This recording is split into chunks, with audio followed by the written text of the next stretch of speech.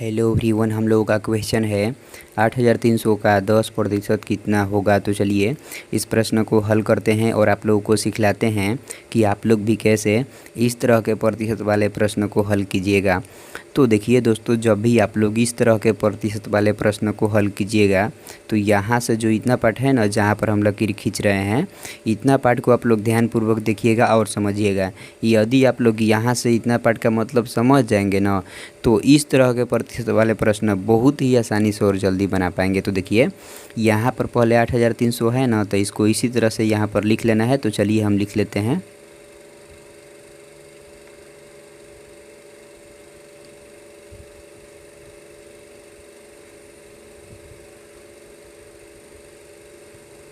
देखिए दोस्तों, यहाँ पर का है तो थोड़ा सा आप लोग ध्यान दीजिएगा।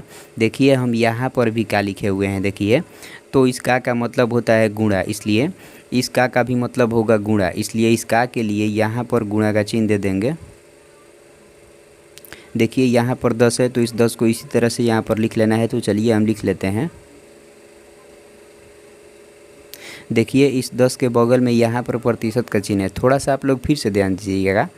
देखिए हम यहाँ पर भी प्रतिशत के चिन्ह दिए हुए हैं। देखिए तो इस प्रतिशत के चिन्ह का अर्थ होता है 1/100, इसलिए इस प्रतिशत के भी चिन्ह का अर्थ होगा 1/100, इसलिए इस प्रतिशत के चिन्ह के लिए इस 10 के गुणे में 1/100 लिख लेंगे, कुछ इस तरह से दोस्तों।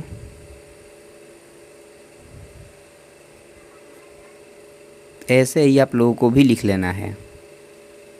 अब हम इसको काटा देंगे, तो इस जीरो से इस जीरो काटा देंगे और इस जीरो से इस जीरो को काटा देंगे। तो देखिए यहाँ पर 830 बच गया, तो इसको इसी तरह से यहाँ पर लिख लेंगे।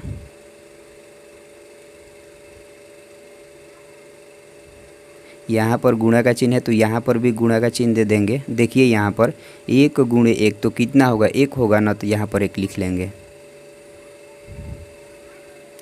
देखिए 830 गुणे 1 तो कितना होगा, 830 ही न होगा, तो यहाँ पर 830 लिख लेंगे।